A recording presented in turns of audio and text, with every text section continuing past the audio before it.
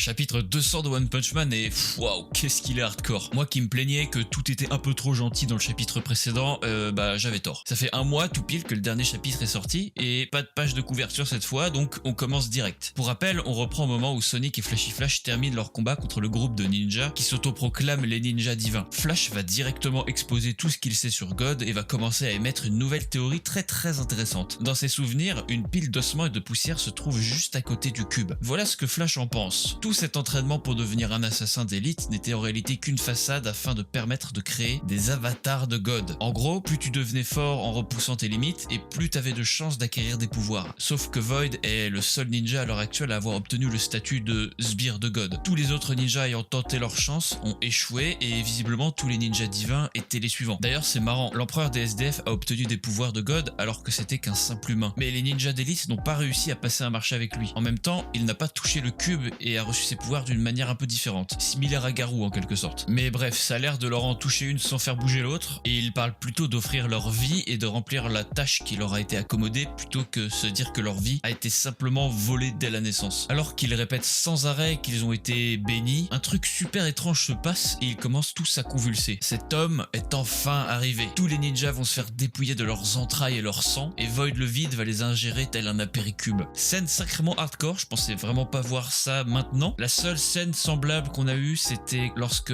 Tank Top Master se fait complètement réduire à l'état de confiture de fraise. Et la seconde, c'était quand Zombie Man affrontait le vampire. Et ça y est, Void est enfin là, bordel. Et qu'est-ce qu'il est badass. Ça fait un moment qu'on n'a pas vu Blast et Saitama, peut-être qu'on les verra au prochain chapitre afin de faire une petite coupure et d'avoir quelques réponses de la part de Blast. Et un truc que je trouve incroyable, c'est que de plus en plus de personnes sont au courant de l'existence de God. Et Sonic en fait maintenant partie. Par contre, ça peut avoir de grosses répercussions. Et si Sonic décidait de tenter sa chance et de devenir un sous-fifre de God afin de pouvoir vaincre Saitama, il n'y arriverait pas bien sûr, mais rien que le fait de le savoir pourrait grandement l'influencer, comme il n'a pas hésité à abandonner son humanité et devenir un monstre grâce aux cellules, bien que ça ait échoué. Alors, zéro spoil, mais dans le webcomic, la scène ne se passe pas vraiment comme ça. Void attend Flash et Sonic au repère de Sonic, et il se pointe pas du tout devant eux comme il l'a fait dans ce chapitre. À voir ce que One lui réserve comme sort. En tout cas, j'ai vraiment hâte de voir la suite. La hype va remonter petit à petit, croyez-moi. Bien que les chapitres soient assez courts en ce moment, on en a fini avec les combats à rallonge et on va pouvoir admirer Void en action. Ça fait plaise. Vidéo vraiment très courte, comme le chapitre, mais c'est pas grave car un nouveau chapitre du webcomic est sorti et mon dieu, c'est une immense dinguerie. Si vous lisez le webcomic, c'est parfait, vous pouvez aller voir ma vidéo qui sortira après celle-ci. Autrement, je vous conseille de pas la regarder évidemment si vous ne voulez pas vous faire spoil sévère, mais ce que vous pouvez faire en revanche, c'est vous abonner pour ne rien rater des futures actus de One Punch Man. Et on se retrouve pour la semaine prochaine pour une nouvelle vidéo. Sur ce,